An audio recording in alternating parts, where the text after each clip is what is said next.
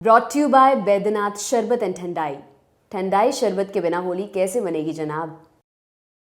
एक तरफ ज्ञानेश कुमार और सुखबीर सिंह संधू दोनों चुनाव आयुक्त का पदभार संभाल रहे थे, तो दूसरी तरफ सुप्रीम कोर्ट में उनकी नियुक्ति प्रक्रिया को चुनौती देने वाली याचिका पर सुनवाई हो रही थी।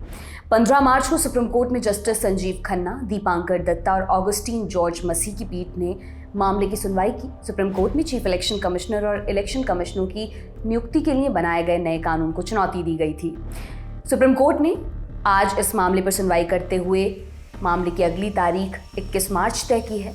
कोर्ट में आज सुनवाई के दौरान क्या कुछ हुआ, कोर्ट ने क्या क्या कहा, पूरा मामला क्या है, सब कुछ सिलसिलेवार तरीके से इस वीडियो में हम आपको बताएंगे। तो सबसे पहले बात कर लेते हैं कि कोर्ट में सुनवाई के दौरान आज क्या हुआ। जस्टिस संजीव खन्ना, दीपांकर दत्ता और ऑगस्टीन जॉर्ज मसीह की पीठ के सामने याचिकाकर्ताओं की ओर से सीनियर वकील विकास सिंह पेश हुए।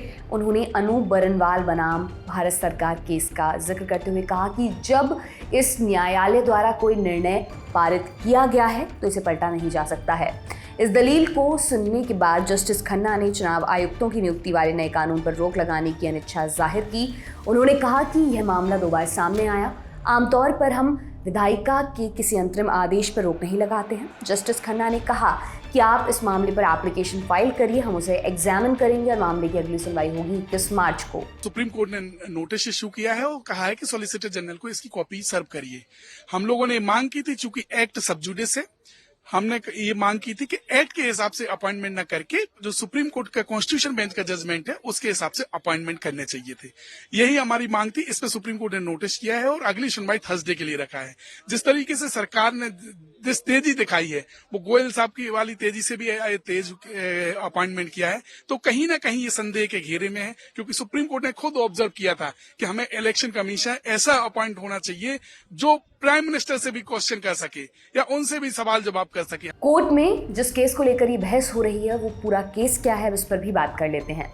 एसोसिएशन फॉर डेमोक्रेटिक रिफॉर्म यानी एडीआर और कांग्रेस नेता डॉक्टर जय ठाकुर की ओर से सुप्रीम कोर्ट में एक याचिका दाखिल की गई थी। इस याचिका में चुनाव आयुक्तों की नियुक्ति करने वाले चयन पैनल से सीजेआई को हटाने वाले नए कानून को चुनौती दी गई थी।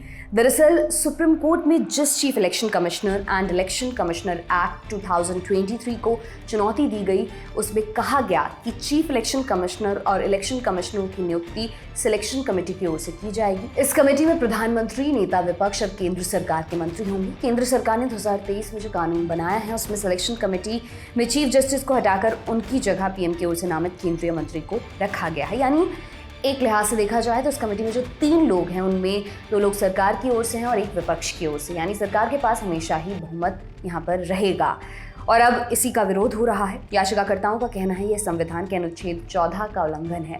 साथ ही सुप्रीम कोर्ट की संवैधानिक बेंच ने अनूप बरनवाल केस में जो कहा था उसका भी उल्लंघन है। 2023 के मार्च महीने में देश की सर्वोच्च अदालत ने अनूप बरनवाल बनाम भारत सरकार केस में फैसला सुनाया था कि सीईसी और ईसी के चयन के लिए जो पैनल फैसला लेगी उसमें पीएम, लोकसभा में विपक्ष के नेता के अलावा देश के मुख्य न्यायाधीश शामिल होंगे। लेकिन नई प्रक्रिया में सीजेआई की जगह कैबिनेट मिनिस्टर होंगे। याचिकाकर्ताओं की ओर से कहा गया कि नियुक्ति की इस प्रक्रिया में ना तो पारदर्शिता है, ना ही ये प्रक्रिया स्वतंत्र लोकतंत्र के लिए अच्छी है।